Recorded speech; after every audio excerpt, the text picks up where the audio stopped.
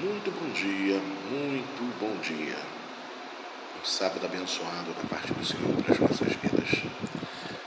Mais um dia que se finda, uma sexta-feira que termina, nessa madrugada. E mais um sábado que começa. Para muitos, um dia do descanso. Para outros, mais um dia de trabalho. Para a dona de casa, dia de cuidar da sua casa, de arrumar as coisas, pois estando de folga do seu trabalho, o trabalho não para. E cuida da casa, da família. Enfim, mas é mais um dia que o Senhor nos dá, nos permite viver. Que possamos chegar até o final deste dia para mais uma vez agradecermos a Ele por mais um dia que se finda na presença dEle. Nosso Deus é maravilhoso.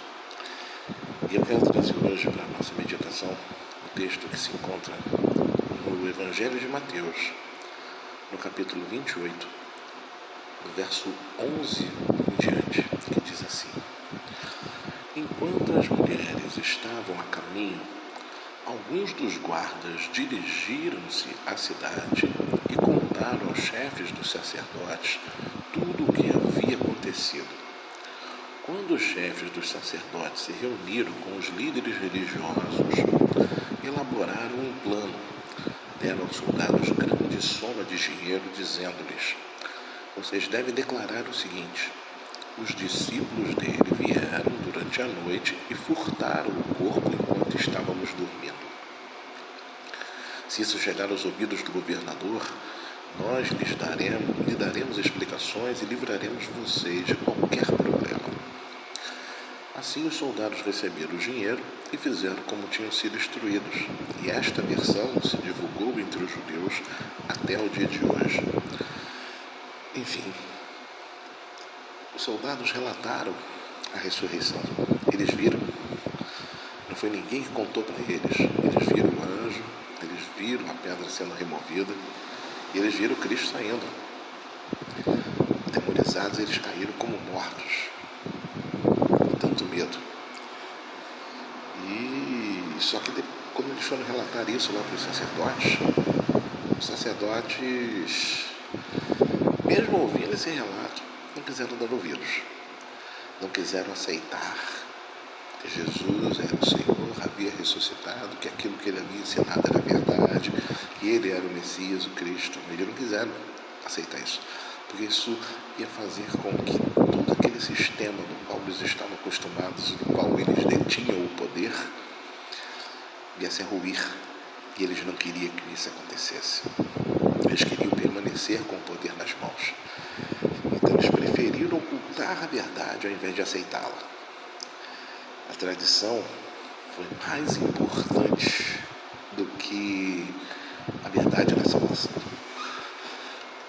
E aqueles homens disseminaram a mentira para fazer com que as pessoas não acreditassem. Hoje nós vemos isso ainda acontecendo. Muitas pessoas tentam diminuir a cruz, diminuir Jesus, tentam colocar outras pessoas mais à frente de Cristo. Tem pessoas que adoram o homem, idolatram o homem, e ele é mais importante do que Cristo. Existem igrejas que se dizem cristãs, mas que Jesus é a pessoa que é menos falada lá de dentro desses lugares, ao ponto de muitos chegarem a dizerem que a ressurreição, na verdade, não foi uma ressurreição de corpo. Foi algo que, assim como nós temos os nossos entes queridos que já partiram e nós lembramos deles e os carregamos nos nossos corações, eles estão vivos nas nossas memórias, Cristo está vivo dessa mesma forma. Enfim, que é o que relata na palavra como ressurreição, na verdade, nada mais é do que figura de linguagem, do que simbolismo, não é literal. E muita gente acredita nisso. Muita gente crê desta forma. Pessoas que têm fulano, ciclano ou beltrano como poderosos, que respondem às orações e não pedem para Cristo, não falam com Cristo. Se ele disse que era só chegar a ele, não precisava ter intermediário, não existe intermediário para você falar com Deus. Deus, para você se chegar a Deus, não existe intermediário, fulano, ciclano ou beltrano ou fulana, ou ciclano ou beltrana. É Jesus, somente por Ele. Ele diz que Ele era o caminho, a verdade e a vida, e que ninguém poderia se chegar ao Pai se não fosse através dEle. Entregar a tua vida ao senhorio dEle, e assim você vai poder ter o seu nome escrito no livro da vida. Você vai deter ali, ou conquistar, vamos dizer assim, se podemos dizer desta forma, a vida eterna, porque na verdade a gente não conquista nada. Ele nos dá, é dom, é gratuidade, veio a graça, de graça, e por misericórdia, porque a gente não merece. Nenhum de nós somos merecedores. Todos nós somos homens falhos, pecadores. Eu erro todos os dias. Eu tenho que me policiar para não errar. E mesmo eu me policiando para não errar, eu continuo errando. Como o apóstolo Paulo diz, o bem que eu quero fazer, esse eu não faço. Mas o mal que eu não quero, este sim eu faço. É fato. Mas o mais importante nisto é que o Senhor nos conhece, sabe dessa nossa realidade. E Ele criou um plano, uma estratégia, uma maneira de nos aproximarmos novamente dEle. Foi através de Jesus morrendo na cruz e pagando o preço que era nosso por direito. Existia uma separação entre Deus e os homens. E essa separação acabou quando Cristo morreu na cruz. O preço ali foi pago por todos, de ontem, de hoje e os que virão, até quando Ele voltar para buscar a sua noiva adornada, porque Jesus vai voltar. Entenda isso. Tudo que está escrito na palavra tem se cumprido e há de se cumprir. Deus não mente. Jesus em nenhum momento enganou ninguém, não mentiu. Em nenhum momento Ele falou que se vir a Deus seria um mar de rosas. Em nenhum momento Ele chegou e disse que a partir do momento que você vir comigo, você vai ser rico, famoso, poderoso. Não, pelo contrário. Ele falou que nós iríamos ter aflições. Ele falou que aqueles que o servem, que o seguem, vão padecer, vão sofrer, vão ser rejeitados, vão ser humilhados, vão ser perseguidos, vão ser mortos, talvez, por amor do nome dele. Mas que perseveremos até o fim, porque aquele que perseverar até o fim, esse será vitorioso. E ele falou, estou indo para o Pai preparar morada. Eu vou voltar para buscar vocês. O céu vai se abrir, Jesus vai voltar e vai levar a sua igreja, a sua noiva. Então, creia nisto. E se você talvez não acredita nisso, eu te aconselho, dê ouvidos à voz do Senhor. Porque se você está ouvindo talvez essa mensagem hoje, Deus está te dando mais uma oportunidade para que você possa se render a Ele e ter a tua vida transformada por Ele. Talvez você já tentou de tudo, já fez de tudo e até então não conseguiu nada. Tem um vazio dentro do teu peito, uma tristeza que você não consegue se livrar. É um peso. E então nós temos que ver isso e nos policiarmos e procurarmos dar ouvidos à voz dele. Porque esse vazio só Ele pode preencher. Essa tristeza só Ele pode tirar. Só Ele pode. É do tamanho dele, é o espaço feito para Ele nas nossas vidas. Por isso todo ser humano procura buscar ter envolvimento com algo considerado sagrado. Porque todo ser humano tem necessidade de Deus. Até mesmo os que não buscam a Deus, mas buscam a ciência, buscam a erudição, né?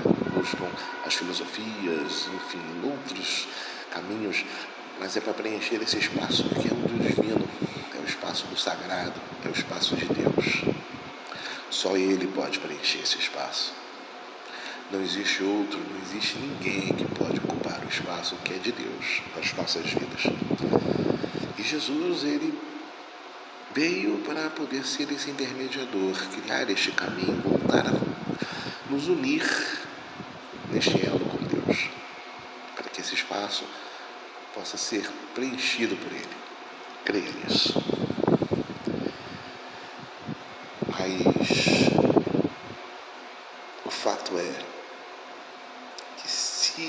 nós não abrirmos o nosso coração, ele vai bater na porta e não vai poder entrar, porque ele não vai forçar a barra. Deus, ele não força a barra para entrar nos nossos corações, entrar em nossas vidas, para conduzir os nossos passos, para nos guiar e nos salvar. Cabe a nós decidirmos abrir a porta e deixar ele entrar e entregar nas mãos dele o senhorio. Deixar ele nos converter. Não somos nós que nos convertemos a ele. É ele quem entra e nos converte ao caminho da salvação. Isso é o que ele quer fazer nas nossas vidas. Isso que muitas pessoas, quando agem como aqueles homens, por motivos escusos, por causa que estão se beneficiando, enganando as pessoas, e com isso elas estão enriquecendo, estão se beneficiando, enganando as pessoas, e com isso detêm o poder, manipulando vidas. Só que elas se esquecem que Jesus vai voltar, e quando ele voltar, ele vai vir não como cordeiro, mas sim como um juiz, como um leão da tribo de Judá, o general dos exércitos que jamais perdeu uma batalha. Então que nós devemos nos policiar quanto a isso, porque se nós não nos atentarmos e agirmos de maneira contrária à vontade dele, nós vamos ficar, nós vamos sobrar e infelizmente iremos padecer. Não falo isso para amedrontar ninguém, é a verdade, é o que a palavra nos ensina. Deus é justo, ele é bom, mas ele é justo, ele vela pela sua palavra. E seria injusto realmente com todos aqueles que andam com ele, em conformidade com a vontade dele, buscando a face dele, se todas as pessoas do mundo inteiro pudessem, independente do que fazem nas suas vidas, mesmo aqueles que o desprezam, que o rejeitam, chegassem e na hora que fossem serem julgadas, mas eu não sabia. Não, todos sabem, todos ouviram. Todos têm ouvido. Agora, se querem dar ouvidos, aí já é outra história.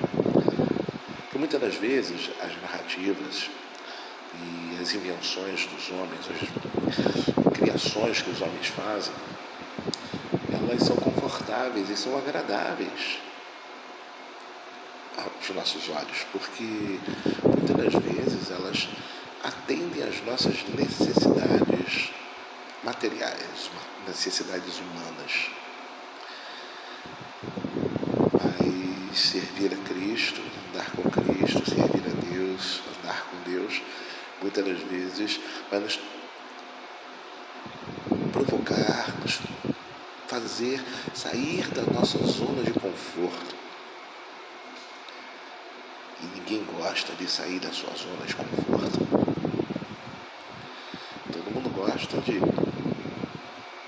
sempre estar bem, sempre se dar bem, sempre conquistar, crescer e vencer, segundo os nossos olhos e aquilo que acreditamos que é vitória.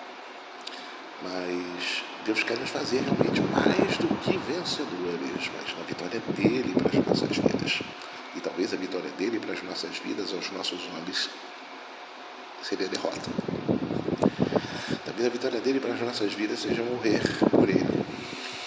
Assim como Cristo conquistou a vitória morrendo na cruz, mas assim ele cumpriu o plano de Deus, e com esse plano ele pôde resgatar toda a humanidade. Está vendo? Está enxergando como é que a coisa funciona?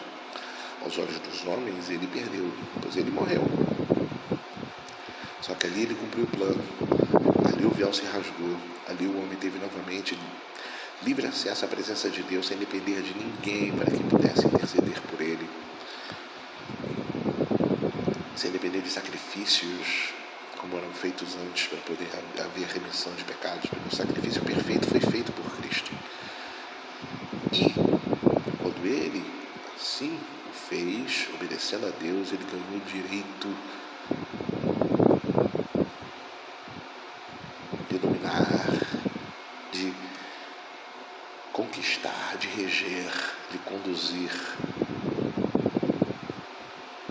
Jesus é Deus, o Espírito Santo é Deus, Deus é Deus, três formas de um único Deus, cada um deles com seu papel distinto, mas todos eles fazem parte da mesma pessoa, o nosso Deus Todo-Poderoso, Criador dos céus e da terra. O homem não podia ver a Deus, então Deus veio ao mundo na forma do Filho, e o homem pôde ver a Deus, pôde caminhar com Deus, pôde ouvir Deus, conversar com Deus. E hoje nós temos Deus conosco, através do seu Santo Espírito, que habita dentro de nós, daqueles que o servem, daqueles que o adoram, daqueles que se entregaram a Ele. E Ele fala conosco, Ele conduz as nossas vidas, Ele tem nos orientado. Então, Deus nunca nos deixou sozinhos, nunca vai nos deixar. Agora, Ele não vai obrigar ninguém a seguir com Ele. Eis que estou à porta e bato. Se você abrir a porta, eu entrarei, cearei com você e você comigo. Eis que põe diante de vós a bênção e a maldição, a morte e a vida. Escolhe, pois, a vida. Entendeu? Ele sempre apresenta as opções e aconselha. Não induz ninguém, nem obriga ninguém. O que vai ser? Qual vai ser a sua escolha? Qual será a nossa escolha? Que pensemos nisto. Que venhamos nos atentar para isto, para podermos assim sermos vitoriosos com Ele. Um sábado abençoado para todos nós, e que possamos fazer a coisa certa, dar ouvidos à palavra dele, não às narrativas, os ensinamentos dos homens que procuram ensinar aquilo que para eles é mais vantajoso. Nós não venhamos ouvir com o ouvido que gostaríamos de escutar, mas que nós venhamos ouvir a voz do Senhor que fala em meio a tantas vozes e de maneira suave, quase imperceptível, que só aquele que está bem atento pode ouvir e consegue ouvir. É no cicio tranquilo, no sopro suave. Esteja atento para ouvir a voz dele. Que venhamos ouvir a voz do Senhor e uma vez ouvindo, obedecê-lo. Fiquemos todos com Jesus.